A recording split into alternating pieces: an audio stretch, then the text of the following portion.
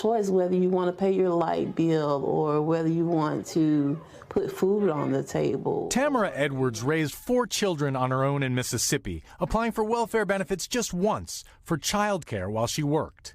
Each year, Mississippi gets $86 million in welfare money from the federal government, though the state rejects 90% of those who apply, including Edwards. When I reapplied, I was not able to be on it again because they told me that they didn't have the fundings for it.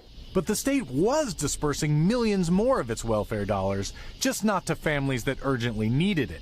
In court documents and audit reports, the state alleges that the head of Mississippi's welfare agency squandered more than $70 million intended for children in poverty, instead using it as a private slush fund to benefit his family and friends. Tens of millions of dollars on items like hiring retired pro wrestlers, first-class air travel, a horse ranch, and $5 million to build this women's volleyball facility at the University of Southern Mississippi.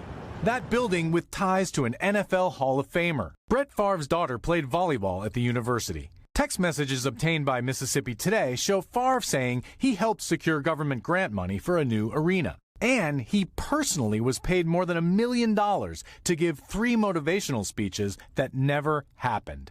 Favre declined to talk to NBC News, but his attorney says he has been questioned by the FBI.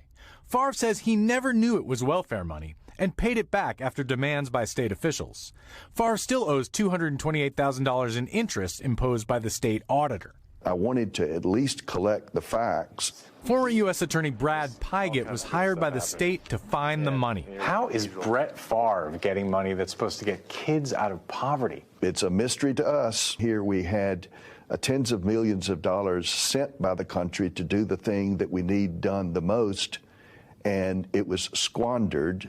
In July, he issued a subpoena to get more answers about that volleyball arena, including any communications between the university and former Governor Phil Bryant, whom Pygott says directed the spending. Bryant says he was unaware that welfare money was involved. What happened to you after you filed your subpoena? I was terminated. The state welfare agency says they fired Pygott because the client and the lawyer were not on the same page. The investigation has only recently resumed. Welfare agency head John Davis was arrested and charged with bribery and conspiracy. He pled not guilty. The agency declined an interview, saying they are committed to rebuilding the trust of the citizens and making all future grant decisions by committee. So far, just $1.1 million has been recovered. We're real people. There's real people out there that really need that money. Ken Delanian, NBC News, Jackson, Mississippi.